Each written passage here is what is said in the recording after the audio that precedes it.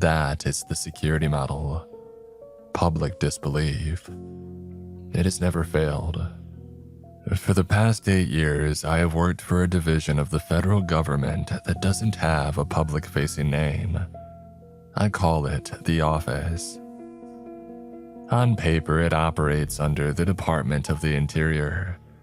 In practice, it answers to a small interagency committee that I have never met and communicate with only through my handler, a woman named Delia Marsh. My job, if it had a title, would be something like Containment or Recovery Specialist. In plain language, I find things the government created or caused or allowed to happen, and I deal with them before the public finds out. Before the office, I spent 12 years as a wildlife management officer for the state of Wyoming. I tracked problem animals in the backcountry, wolves that killed livestock, mountain lions that wandered too close to subdivisions, bears that had lost their fear of humans and needed to be relocated or put down. And I was good at it. I was good at finding things in difficult terrain that did not want to be found. The office recruited me because they needed that skill set for targets that were not animals, or were not entirely animals, or were not animals anymore.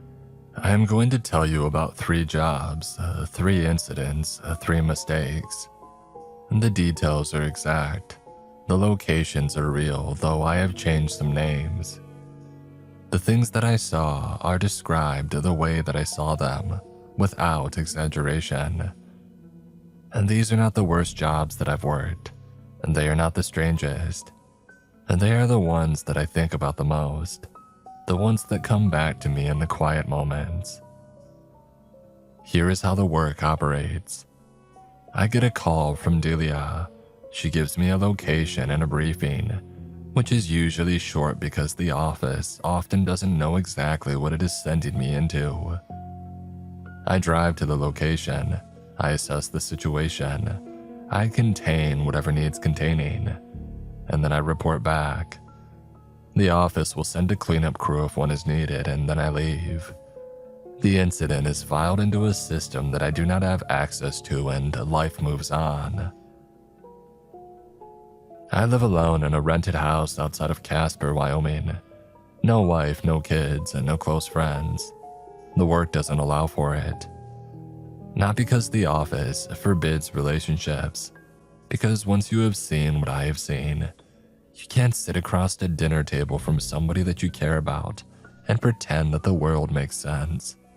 You can't send a woman a good morning text and then drive to a valley in Utah where the cattle have stopped moving and something that is not cattle is standing among them wearing their shape.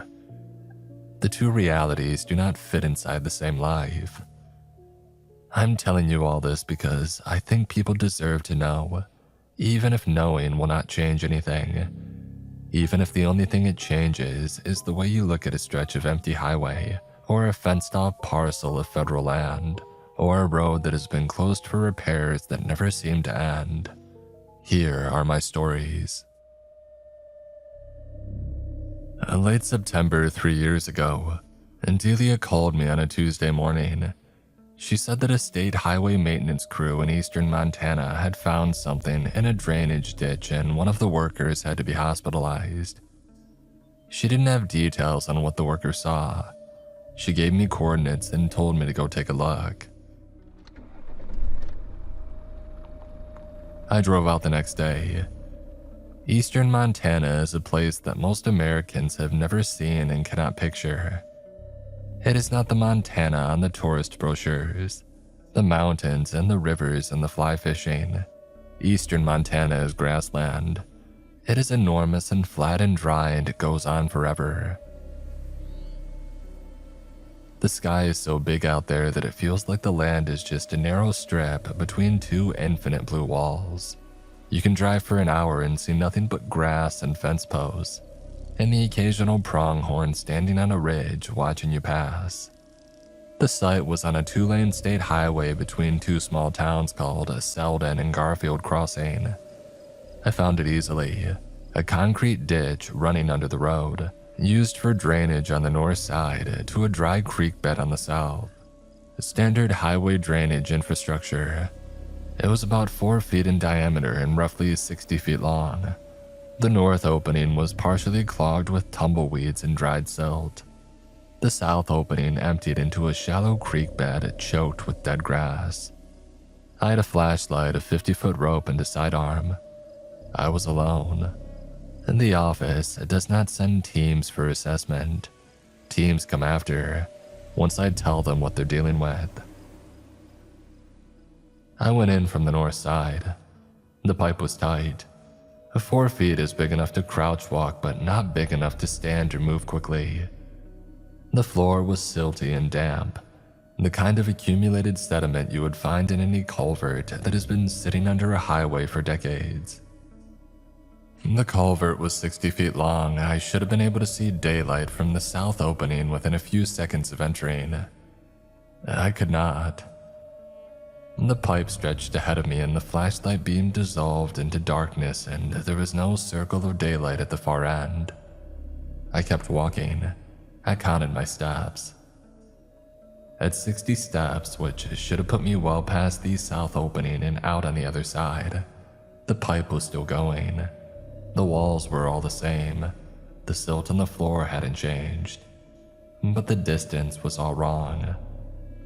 I had been walking for what felt like 3 minutes inside a pipe that should have taken maybe 30 seconds to cross. I stopped. I turned my flashlight behind me. The north opening was still there, a small circle of gray daylight, but it was much further away than it should have been. I had entered a 60-foot culvert and I had walked at least 150 feet and I was still inside of it. Now I want to be clear about something. I am not describing a magic trick. I'm not describing a hallway that stretches or a room that changes size. This culvert was concrete. It was real. It was physically longer on the inside than it was on the outside. Whatever was injected into the ground beneath that highway in the 1960s had done something to the space itself, or it had grown the culvert outward from the inside the way that a vine grows through a crack in a wall, extending it, adding to it, making more of it. I don't know the mechanism. I know what I measured with my own feet. I turned back around and kept going. The air changed. It became warmer and wetter, and it picked up a smell that I can only describe as organic.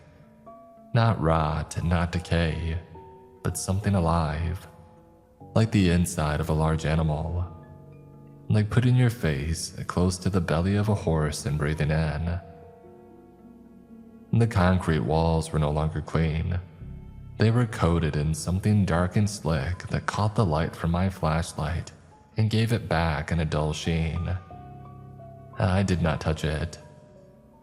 The silt on the floor had been replaced by a substance that was softer, that compressed under my boots and sprang slowly back. It had the texture of wet muscle. And then my flashlight found what the highway worker found. In the center, roughly 200 feet from the entrance of the 60-foot pipe, there was a mass of biological material. I'm choosing my words carefully here. It was tissue and it was alive. It was growing out of the walls and the floor and the ceiling, fused with the concrete the way that a tree root fuses with a sidewalk over decades. It was dark red and vascular. I could see veins running through it, thick ones, pulsing with a slow rhythm that I could feel through my boots. It was warm. The heat radiating from it was noticeable from 10 feet away, and it filled most of the pipe, leaving only a narrow gap at the top between the mass and the ceiling that I could have squeezed through if I had wanted to. I did not want to. It was organized, but not in any way that I recognized. Not like an organ or a body or any anatomy that I had seen in an animal. It was structured, but the structure was its own. It had a heartbeat, slow and heavy and steady. The mass was maybe 15 feet long and it filled the culvert from wall to wall, and it had been growing for a very long time. Decades, I would guess, based on how thoroughly it had bonded with the concrete. It was not sitting in the culvert, it was a part of it. The pipe had become its body.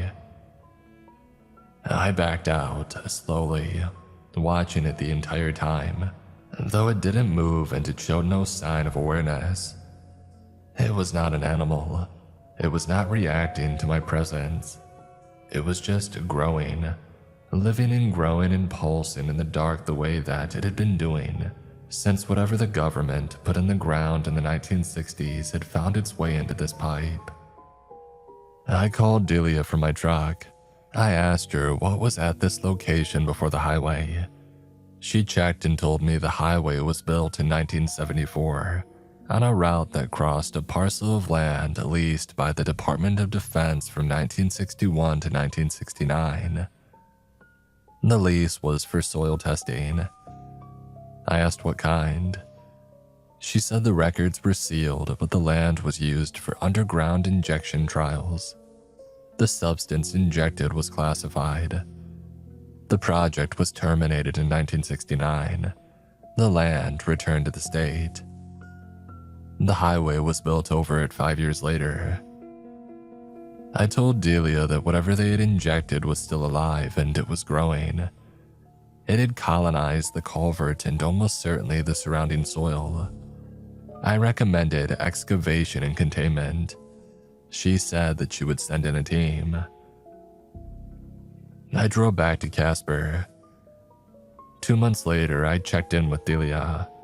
The team had excavated the culvert and the surrounding area to a depth of 20 feet. The biological mass extended through the soil in a network that covered roughly 3 acres. All of it was alive, all of it growing at a measurable rate. They removed what they could and sealed the rest under a concrete cap. The highway was reopened with no public explanation for the 10-day closure. The local paper reported it as an emergency road repair.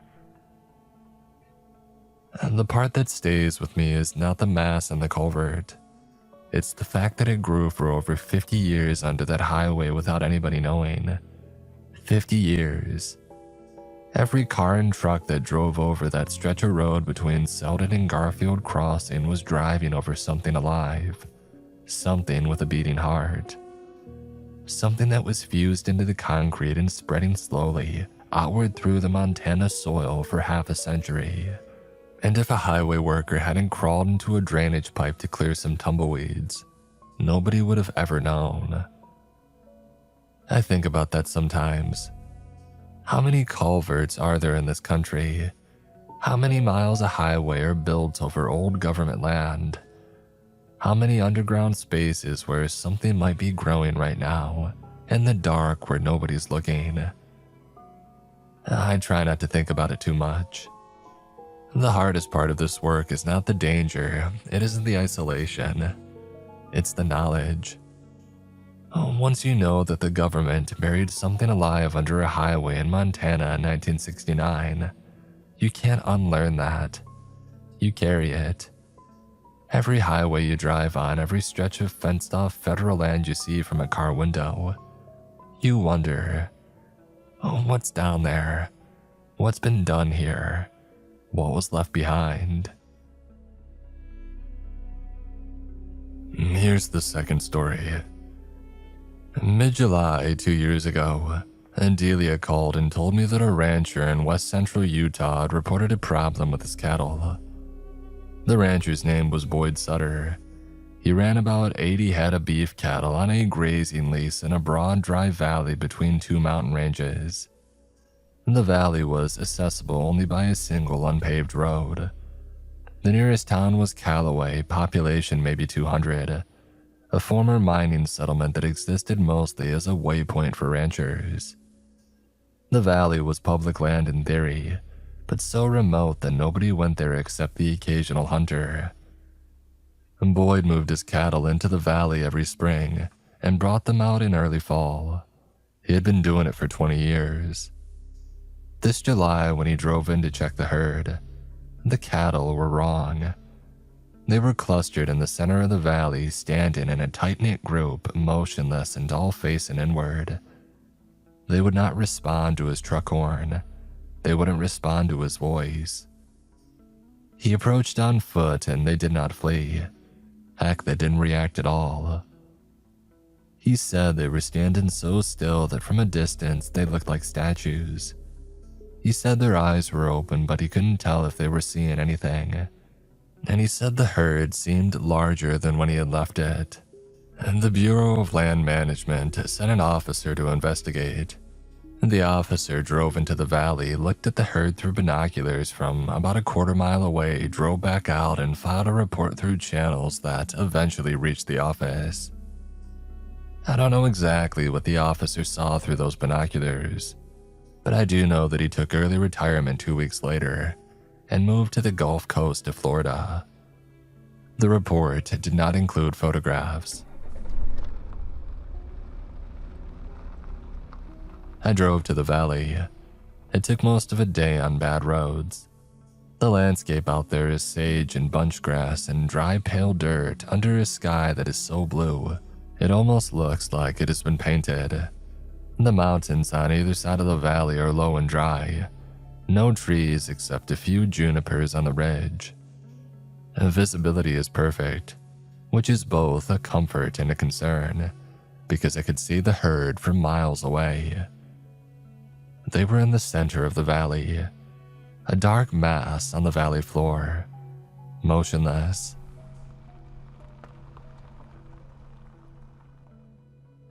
I stopped my truck about a half-mile out and I lifted my binoculars. I counted. There were more than 80. I reached 112 before the bodies at the center of the cluster became too tightly packed to distinguish individually. Boyd runs 80 ahead. There were at least 30 extra animals in that herd, possibly more. I drove closer, about a quarter mile. The cattle were standing in concentric rings, all facing inward toward the center of the formation. Their bodies were pressed close, shoulder to shoulder, flank to flank. I could not see them breathing.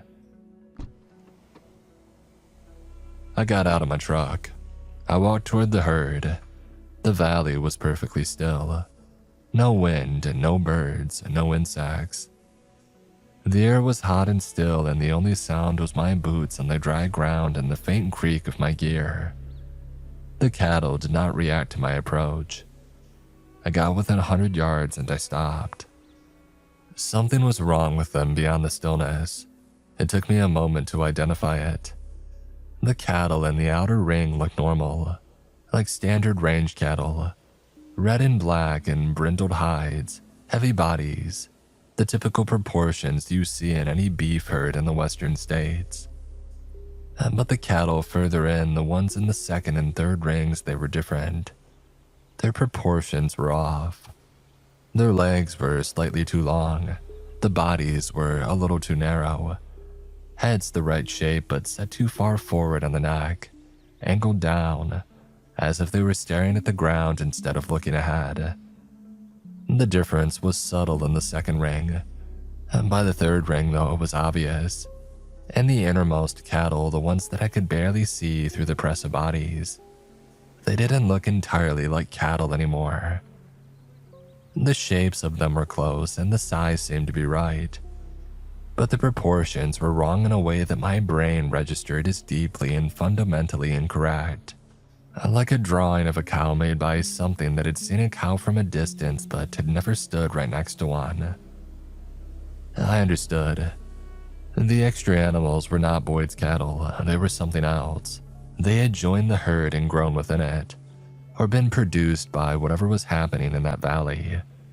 And they were shaped like cattle because cattle was what surrounded them.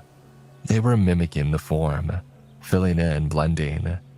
And the real cattle were frozen in their rings, standing motionless and facing inward, held in place by whatever was at the center of the formation.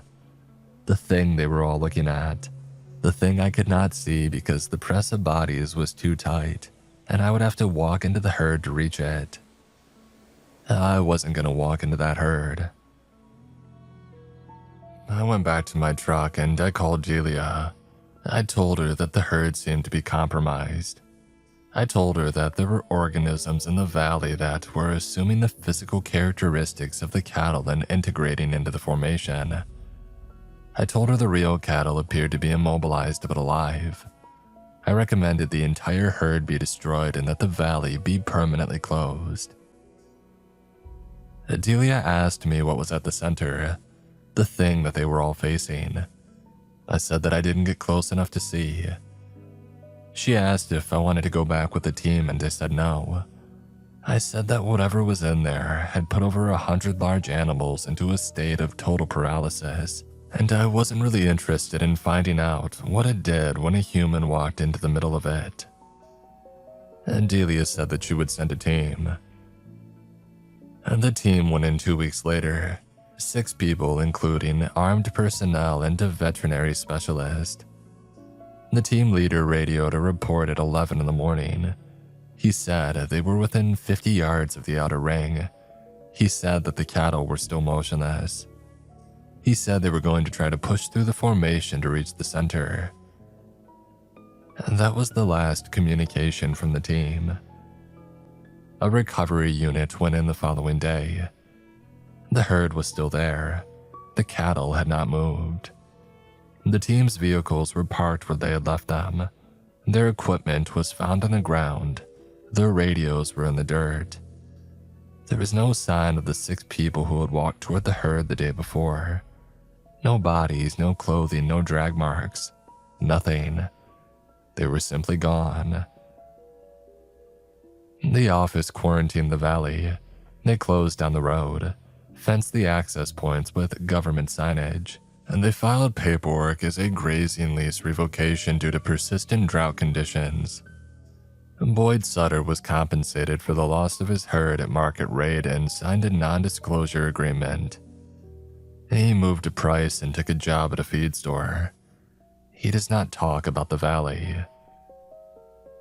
And the valley is still closed. As of the last satellite imagery that I've seen, the herd is still there. Still standing there in the center of it and still motionless, facing inward.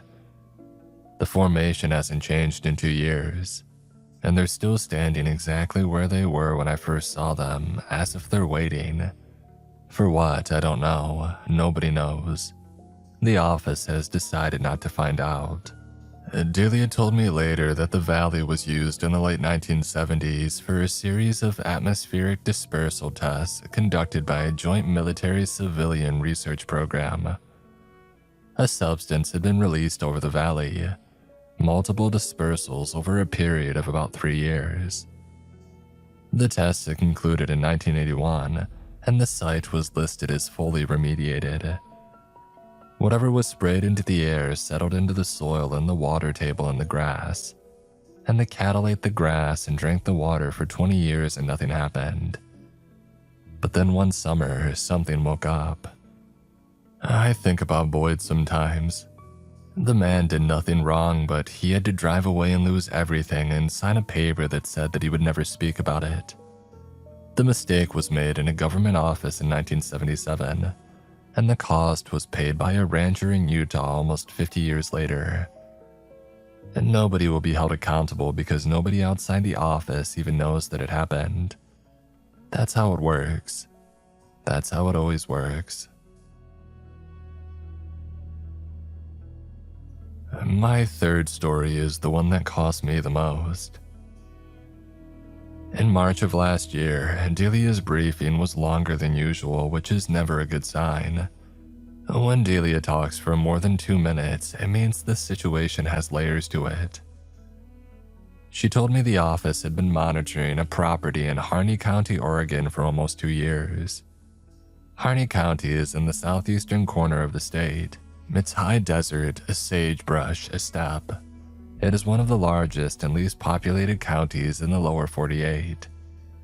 The landscape is vast and flat and empty, a way that makes eastern Montana look crowded. You can drive for an hour on a county road and not see another vehicle. The nearest town of any size is Burns, a population about 3,000. The property in question belonged to a man named Chet Linden. Chet was in his mid-50s, a former Bureau of Land Management employee. He had worked as a wildland firefighter in his younger years and later as a facilities manager for a remote research station that was decommissioned in 2004. When the station shut down, Chet stayed in the area. He bought a small ranch property about 40 minutes south of Burns on a county road that sees maybe 10 vehicles a day. He lived there with his wife Nora and their 2 boys. And Delia told me that Chet had contacted the office in Burns about 18 months earlier, claiming that something was wrong with his land. He said that the ground behind his house was warm. Not hot, but warm. Noticeably warmer than the surrounding soil. He said it had started in a small area maybe 10 feet across near the back fence line. The warm area had been growing. The soil there was softer than the ground around it, and it had a faint vibration, like standing on top of a machine running at low speed somewhere below. The Bureau of Land Management sent out a field officer. The officer confirmed the warm soil and the vibration and filed a report. Somebody at a federal agency cross-referenced the location with old project records and found that Chet's property sat on the boundary of a site used from 1967 to 1972 for deep well injection experiments conducted by the Department of Energy. The injections were performed at a depth of roughly 800 feet, multiple wells. The project ran for 5 years. The wells were capped and sealed when it had ended. And Delia told me the warm area had continued to expand, and now covered most of the acreage behind the house, about 6 acres. The vibration was stronger. Chet's well water had changed. It was warmer than it used to be, and it had a taste that he described as metallic and sweet. His wife Nora was having persistent headaches, and the younger boy, who was 12, had started sleepwalking. Now, not ordinary sleepwalking. The boy would get out of bed in the middle of night, walk out of the house, and stand barefoot in the warm area behind the back fence, in the cold, in the dark, perfectly still. And when Chet brought him inside, the boy wouldn't remember any of it. Delia said the monitoring data suggested the subsurface activity was intensifying. She did not define what that meant. As she sent me to assess whether the family needed to be relocated and whether the site needed active containment. I drove to the property.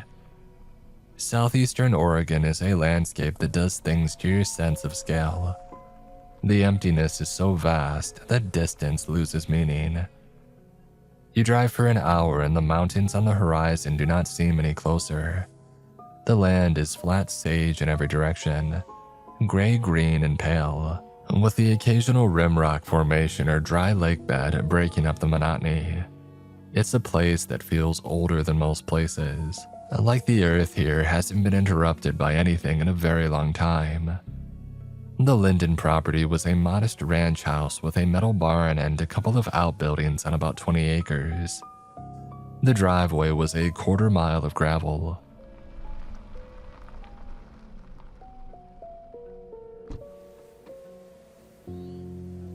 When I pulled in, Chet was on the front porch.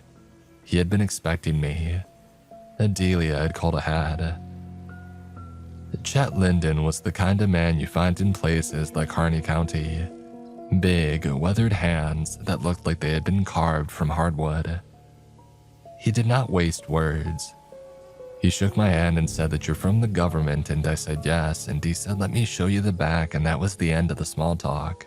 He walked me around the house and through the back gate and into the acreage behind the property. I saw it immediately. The warm area was obvious.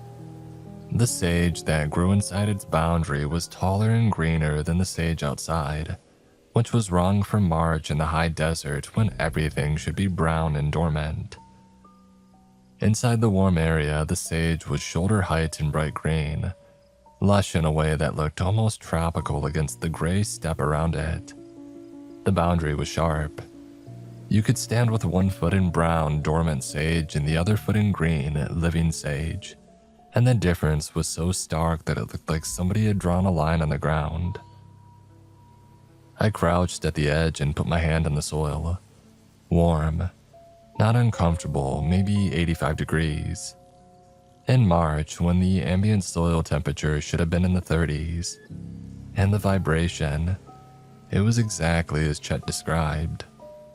A low, steady pulse, rhythmic, rising up through the ground and into my palm. It felt organic. It felt like putting your hand on the chest of something that was breathing. I walked the perimeter of the warm area. It was close to 7 acres, larger than what was originally reported, which meant that it had grown since the last assessment. It extended from behind the house to the property line and beyond, into the open land south of the fence. I crouched again at a different point and pressed my hand flat against the soil, and I held it there for a long time. The vibration was steady and even, like a heartbeat. And underneath it, deeper, slower, I could feel something else. Movement. Not the vibration, something separate. Something large, turning over slowly far below the surface. The way you might feel a passing whale under a small boat. A sense of enormous mass and motion, deep in the earth, moving in a way that was deliberate and slow. I talked to Chet. He stood with his arms folded and his jaws set, and he told me what had been happening. The warm area grew about a foot a week in every direction. The vibration was getting stronger month by month. His well water was warmer every time that he tested it. And Nora's headaches were constant now, and she had started getting nosebleeds. And bad ones, the kind where you fill a towel and it does not stop for 20 minutes. And the boy, the 12-year-old, the sleepwalking was almost nightly now. Chet had installed a lock on the boy's bedroom door, the kind that latched from the outside. He locked his own son in his room every night so that the boy could not walk out to the warm in the dark. Chet told me this with his jaw tight and his voice flat, and I could see what it was costing him to say it out loud. He knew how it sounded. A father locking his child's door from the outside. He knew that in any context that would be an unforgivable thing, anything normal. But this was not a normal context. The alternative was finding his son standing barefoot in a field of warm soil at 3 a.m, eyes open and unseeing, pulled there by something neither of them could explain. I told Chet the truth, or as much of it as I had. I told him about the Department of Energy injecting something into deep wells on this site over 50 years ago. I told him that the wells were sealed, but whatever was injected appeared to be active, and it was generating heat. It was expanding. It was affecting the water table and possibly the people living above it. And Chet absorbed it. I expected anger.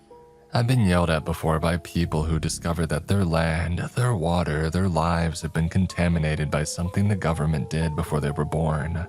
I've stood in kitchens and living rooms and fields while people raged at me, as if I were the one who had signed the orders. I understand the anger. I even think that it's justified. But Chet did not get angry, he just got tired. Or rather, he let me see the tiredness that had been there all along.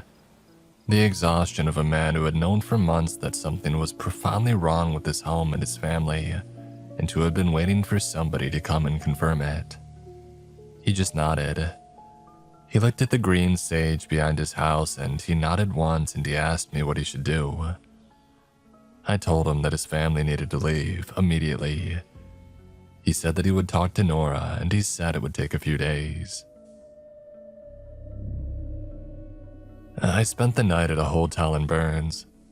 The next morning, I drove back to the Linden property. When I turned onto the county road, I could see the green sage from almost a mile away. It was larger, significantly larger. Overnight, it had expanded by dozens of feet in every direction. It had pushed past the back fence and was now within 20 feet of the house. The sage in the newly warm area was not just green, it was tall, well above shoulder height, and growing months or years in a single night. The vibration was strong enough that I could feel it in the driveway, through the gravel in these soles of my boots. The whole property felt like it was humming. Chet was in the kitchen. Nora was at the table. She looked bad, pale, thin, dark rings under her eyes. She was holding a folded cloth to her nose and the cloth was spotted with blood. She did not look up when I came in. She looked like a woman who had used up all her energy months ago and was running on something deeper and less renewable than energy. Something like obligation. Like she was staying upright because her children needed her to be upright, and for no other reason. Chet told me the boy had gone out again last night. The lock was engaged on his bedroom door, but the boy went out through his window. Chet found him again at 3 a.m, standing barefoot in the warm area, 50 feet from the house, the same as before. He wasn't responsive when he tried to call his name, or when he put his hand on his shoulder. He was just standing there in the dark and the cold, in his pajamas, with his bare feet on soil that was 85 degrees, and the rest of him exposed to air that was below freezing. Chet picked him up and carried him inside. The boy did not resist and did not wake up. And his feet, which had been standing on the warm ground, were not warm. They were ice cold. As if the heat in the soil was not radiating up into the boy's body, but pulling something downward out of it. I told Chet the family was leaving today. Not in a few days, not after they had time to arrange things, but today, right now. Chet looked at Nora, and Nora looked down at the table. And then she stood up and walked to the bedroom and started putting clothes in a bag. And the older boy, who was 14, started carrying boxes to the truck without being asked. He hadn't said a word the entire time that I was there. He was old enough to understand what was happening and young enough that he could not do anything about it. And the expression on his face was one that I had seen before in this work. The expression of someone whose world has become something that they didn't agree to. While they packed, I walked to the edge of the warm area. It was closer to the house than it had been when I had arrived 30 minutes earlier. I could see it advancing. Not quickly, but visibly. The boundary between the dead brown sage and the impossible green sage was creeping toward the foundation at a pace of about a foot every few minutes. Slow by human standards, fast by any standard that involves the ground itself moving. I crouched at the edge. I put my hand flat on the soil. The vibration was intense and I could feel it in my wrist, in my elbow, and in my teeth.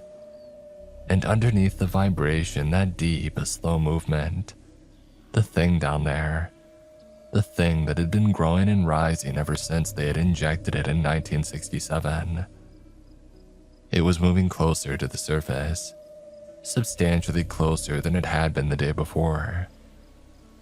Yesterday, the movement had felt deep, like a subway train far below a city street.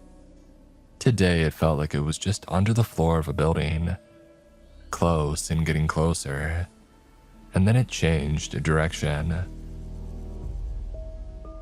I was kneeling with my palm on the ground and I felt it shift. The movement had been lateral, expanding outward, spreading through the soil toward the edges of the warm area. But now it was rising slowly and steadily toward the surface, toward my hand. I could feel it coming the way you feel the floor vibrate when a heavy truck is approaching. The vibration intensified. The soil under my hand got warmer, and something down there, something enormous and alive and patient, was moving up. I pulled my hand away. I stood up. I walked to the house and told Chet that they were leaving now, not in 20 minutes, not after one more load. They had to get out of here right now. Get in the truck and drive. The family immediately headed to their vehicle. Chet got behind the wheel, Nora in the passenger seat, and both boys in the back. I followed behind them in my truck. We drove out of the gravel driveway and onto the county road, and I watched the property shrink in my mirror. The house looked the same. The barn looked the same. But the sage behind the house was taller than it had been when we left, and the green area was wider and it was still growing. The office sent a containment team the following week. I was not part of it. And Delia briefed me afterward. The team arrived and found that the warm area had made it to the house. The foundation was compromised. The house was sinking. Not collapsing, but sinking and being drawn downward. The soil beneath the foundation had become soft and warm and yielding, and the house was settling into it slowly, like a heavy object settling into wet sand. The porch was 6 inches lower than it should have been. The door frames were racked. The concrete slab had cracked in 3 places. And the team assessed and withdrew.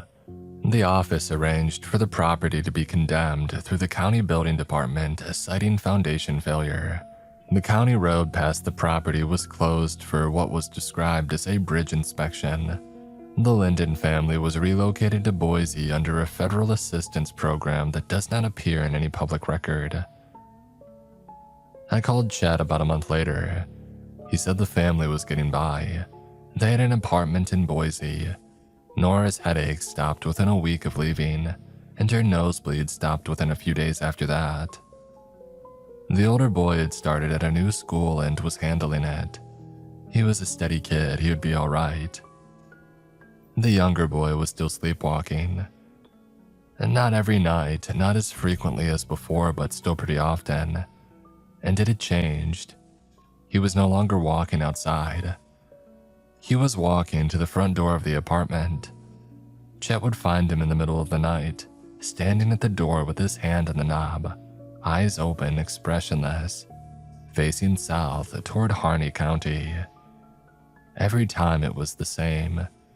He wasn't trying to open the door, just standing there with his hand on the knob like he was waiting for permission, or waiting for something to tell him that it was time. Chet said again the boy never remembered any of it in the morning.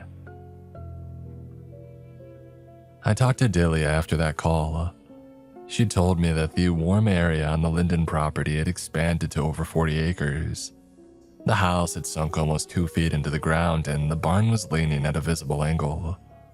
The well had collapsed and the casing pulled down into the softening earth. And satellite imagery showed that the warm area was not circular. It was not expanding evenly in all directions. It was spreading along the paths of the underground wells, following the injection routes from the 1960s, reaching outward through the desert like fingers following the veins in the rock, reaching toward the neighboring properties, toward the road, and patiently toward Burns. Now I know I promised only 3 stories, but going through all these old jobs stirred up some memories that I must have forgotten. So let's do one more. Why not? This is the one job that most closely resembled the work that I used to do for the state of Wyoming, and that made it worse in a way that I did not anticipate. Tracking a problem animal through backcountry is something that my body knows how to do. My legs know the pace. My eyes know what to look for. Broken branches, disturbed soil, hair caught on bark. When Delia called me in early November about 18 months ago and told me that I was going to the Bitterroot Mountains in central Idaho to track something, part of me felt almost relieved. This was work that I understood. I was wrong about that though. I understood the method. I did not understand what I was tracking. The briefing was short, even by Delia's standards. She told me that the Forest Service had received a cluster of reports from elk hunters in the Selway Bitterroot Wilderness. 3 separate hunting parties over a span of about 2 weeks had reported encountering an animal that they could not identify. The descriptions were inconsistent in the specifics but consistent in the broad strokes, Large, bipedal, or at least capable of bipedal movement. Dark in color, fast. Each party encountered it at a different location, but all three were in the same drainage. A long, narrow valley following a tributary of the Selway River about 30 miles from the nearest road. One hunter described it as a bear walking upright, except the proportions were wrong. The arms were too long. The head was too small. The gait was smooth and not the shuffling, unbalanced walk of a bear on its hind legs, but a fluid and purposeful stride, like something built to walk that way. The second group saw it at dusk from across the meadow. They said that it was standing at the tree line watching their camp, and they estimated it at 7 feet tall. One of the hunters looked at it through his rifle scope and put the gun down and told the others that they were leaving. He would not say what he saw through the scope. The group packed out that night, hiking 4 hours in the dark to reach their vehicles.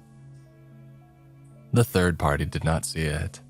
They heard it, moving through the timber above their camp in the middle of the night. Heavy footfalls, branches breaking. They said that it circled their camp twice. They said it made a sound they described as breathing, but too loud, like the exhale of something with lungs larger than any animal they knew of, deep and resonant and close. One of the hunters discharged his rifle into the trees. The sound stopped. In the morning, they found tracks in the soft ground above the camp. The tracks were not consistent with any known species.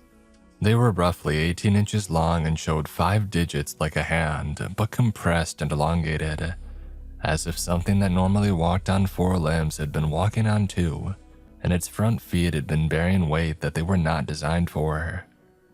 The Forest Service does not have a protocol for unidentified bipedal animals. They filed their reports and somebody at the regional office flagged them, and the flag found its way through the interagency channels that led to Delia. She told me to go in and track it, find it if I could, identify it, determine if it was a threat, determine if it was one of ours. That last part is the part that matters. Determine if it was one of ours. Because the Selway Bitterroot Wilderness sits adjacent to a stretch of national forest that was used by the Department of Defense in the early 70s for a program that Delia described only as a biological enrichment study. She said the program involved the release of modified organisms into a controlled forest environment to observe adaptation and survival rates. The organisms were classified. The study ran for 3 years and it was terminated in 1974. The containment protocols at the conclusion of the study called for the recovery and destruction of all released organisms. She said the recovery was listed as complete. She said every organism was accounted for in the project's final inventory. I asked Delia how confident the office was in that inventory. She said not confident enough or she would not be sending me. I drove to Idaho. I spent a day in the town of Darby, Montana, just across the border organizing my gear, and then I hiked into the wilderness. I want to describe the Bitterroot because the landscape matters. And this is not a groomed national park with trails and signage. The Selway Bitterroot is one of the largest wilderness areas in the lower 48. It is steep, dense, old-growth forest, cut by deep drainages and narrow ridgelines. The canopy in the valley bottoms is so thick that even at midday, the light on the forest floor is dim and green and filtered. The undergrowth is heavy. Visibility is often less than 50 yards. The terrain is the kind of country where a bull elk can stand 100 feet from you and you will not see it until it moves. It is excellent country for something that does not want to be found. I hiked to where the sightings occurred. It took a day and a half. I set up a base camp on a flat bench above the creek and I started working. I'm a good tracker, I'll say that without modesty because it's relevant. I spent 12 years tracking predators through the Wyoming backcountry, and I can read ground signs and conditions that would frustrate most people. Compressed grass, overturned pebbles, the faint disturbance in a bed of pine needles where something heavy passed through hours ago. I am patient, I am thorough, and I know what I'm doing. I found something on the first day, a game trail on the north side of the drainage that had been used by something heavy. The tracks were faint but present, pressed into a patch of damp soil where the trail crossed a seep. 5 digits, 18 inches roughly, deeper at the toe than the heel, which indicated a forward-leaning posture. Bipedal, walking with purpose, not wandering. The stride length was about 4 feet, which for a 7-foot animal would indicate a relaxed walking pace. Not hurrying, not fleeing, just moving through its territory. I followed the tracks up the drainage for about 2 miles. They stayed on the game trail and then they left it, cutting uphill through heavy timber toward the ridgeline. The ground was drier on the slope and the tracks faded. I lost them halfway up. I spent 2 more days working the drainage. I found tracks in 3 other locations. I found a place where something had bedded down in a thicket of young firs. The branches pushed aside and the ground compressed in an oval of about 6 feet long. I found droppings once in a rocky wash. I will not describe it in detail except to say that it was large, and it didn't match any species that I knew, and it contained material that I could not identify. Not bones or vegetation, something fibrous and dark that I didn't recognize. On the 4th night, I heard it. I was in my tent at about 2 in the morning. The forest was quiet, the way that deep wilderness is quiet at night, which is not truly quiet at all. Owls, creek water, the occasional branch falling. But underneath those sounds, there's a bass line, a hum of living things, insects and small mammals, and the general ambient noise of an ecosystem at rest. That bass line dropped out, the way it does when a large predator enters the area. Everything small goes silent. Every bird tucks its head. The forest holds its breath. I lay in my sleeping bag and I listened. I could hear something moving through the timber uphill from my camp, heavy and slow. It was walking through the trees about 100 yards above me, moving laterally across the slope. I could hear branches deflecting, not breaking, but deflecting, which told me the animal was aware of its body in space and it was moving carefully. A bear crashes through the brush. A deer pushes through it. Whatever it was treading through the timber the way that a person treads through a crowd, aware and intentional. It stopped, directly above my camp. 100 yards uphill in the dark timber. I could not see anything. The canopy blocked the moonlight and the trees were black columns fading into deeper black, but I could feel it, the way you feel someone watching you from across a room. An attention, a focus.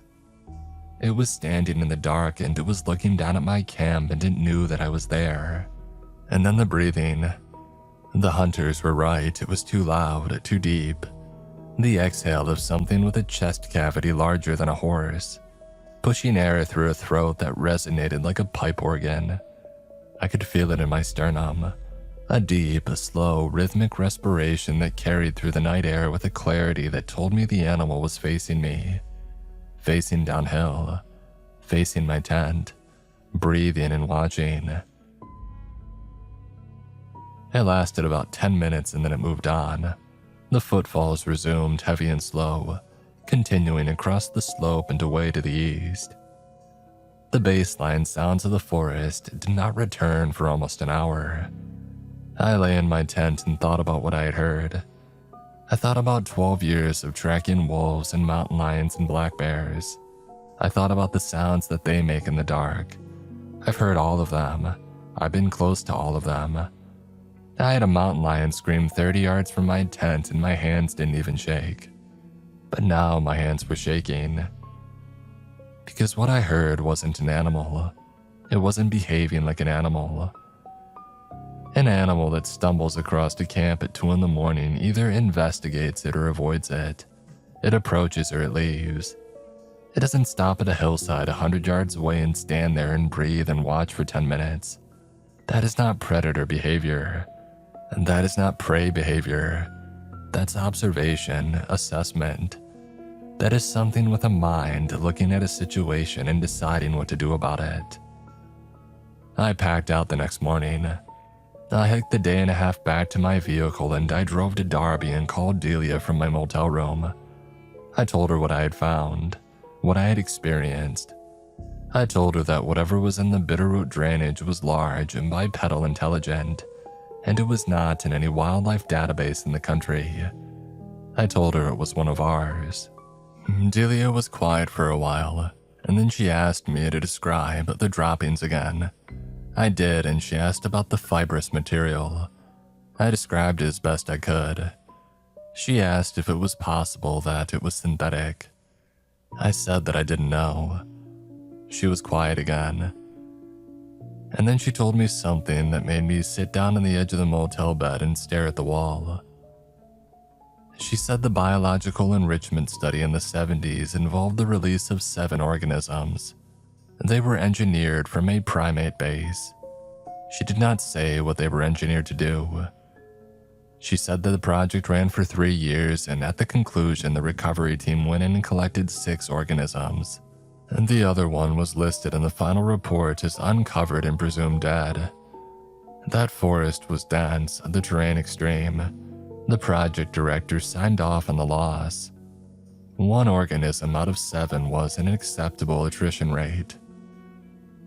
And that was about 50 years ago.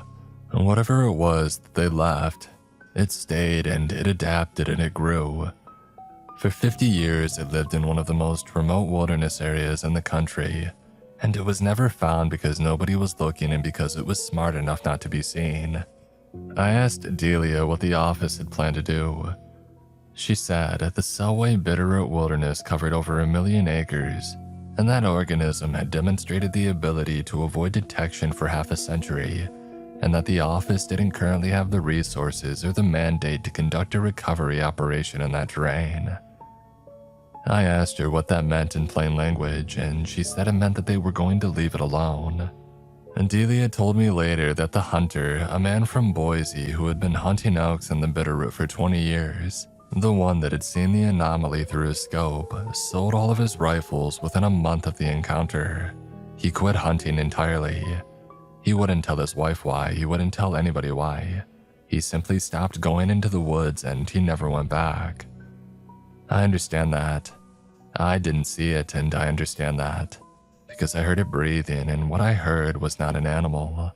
What I heard was something that was built to be more than an animal, and that had 50 years alone in the wilderness to become whatever it was going to become, and that I didn't want to see what that is. Nobody does. That's why it's still out there. That's all I got for now. If you want to hear more of what I've been through, just let me know. Stay safe out there, everyone. And don't always trust what you're being told.